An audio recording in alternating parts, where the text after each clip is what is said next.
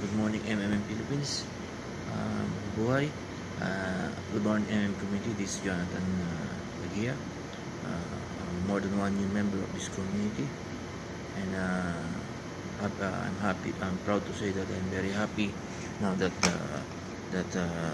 we are also now getting what we are looking for the community, and hopefully it will come continuously.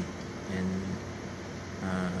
anyway, I asked for Get Help Plus February 27, the amount of 800 pesos, and the same day I received the same amount.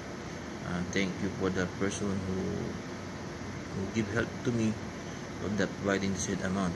I'm very happy that Mr. Nur Balvin give help to me. So hopefully I can turn back the help that he give to me in other way to the in another community.